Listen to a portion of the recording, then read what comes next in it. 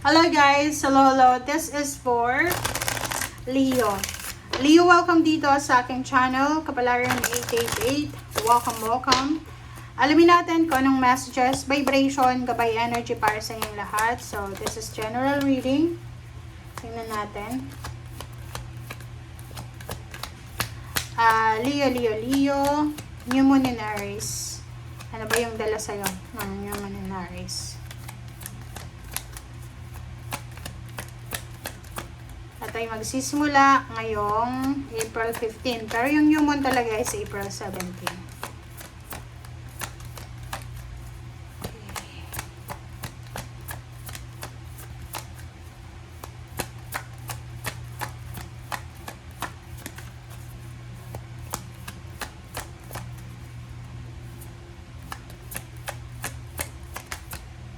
Okay.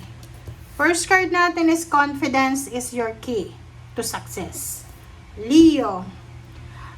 Sinasabi ng bara sa'yo dito, Leo, na yung pagiging confident mo daw, yung confidence mo, siya yung magiging susi patungo, papunta sa iyong success. Which is, this is your new moon eh. New moon and Leo din. So, yun. Hindi naman yan, hindi yan mahirap. Kasi normally yung mga Leo ay sobrang confident. 'Di ba? So, sinasabi ng baraha, panatilihin mo yung confidence mo, or kung wala ka ng confidence sa ngayon, mas, kumbaga, there's a reason na babalik yung confidence mo. Okay? Let's check.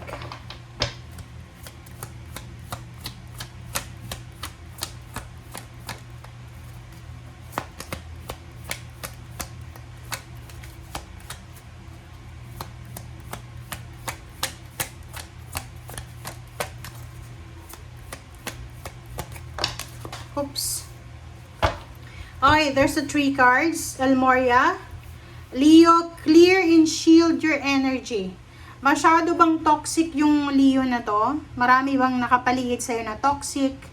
Kasi sinasabi ng baraha na kung mabigat yung pakiramdam mo, kailangan mo daw na linisin. Linisin, detoxification, purification, grounding, yun yung kailangan mong gawin. And shield your energy. Kumbaga, protectionan mo yung energy mo. Kailangan mo maglagay ng boundaries kung palagi mong kausap, kasama, ay mga toxic na tao.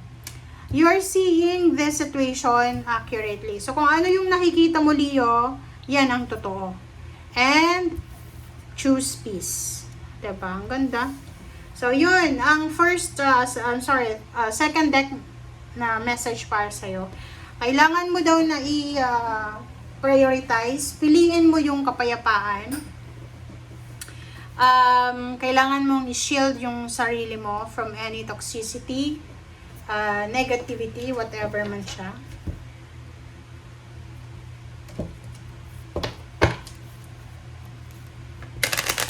Alright. So,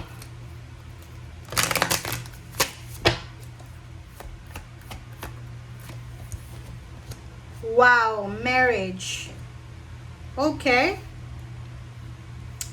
Pa-comment nga sa comment section. There's a Leo here na are you planning to get married?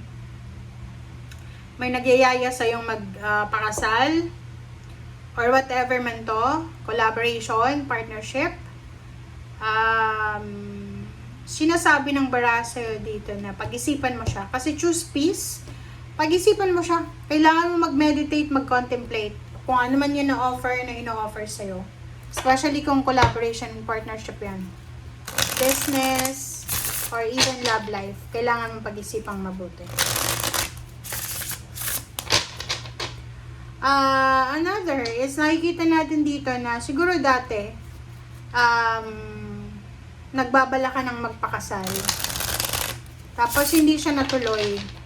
Or dati siguro, wala kang plano na mag-asawa. And then now, posibleng bumalik yung idea na yun. Parang magde-decision ka na, ay, kailangan ko magpakasal. Okay, next is Queen of Cups,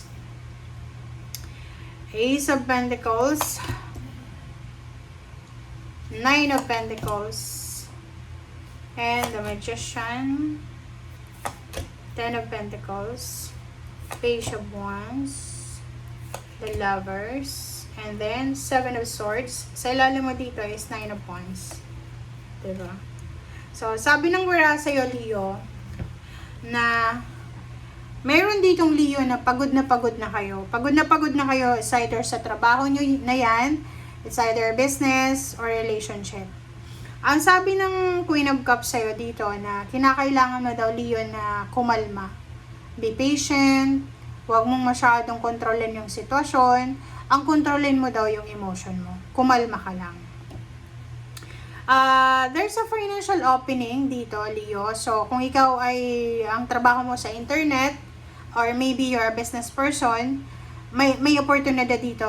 Napakalaking oportunidad. Okay? Napakalaking oportunidad siya na darating sa'yo. So, ano yung ibig sabihin niya?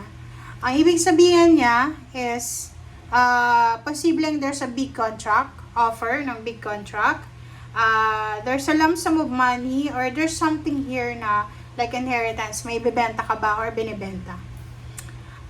Yun. So, isang unexpected siya. So, unexpected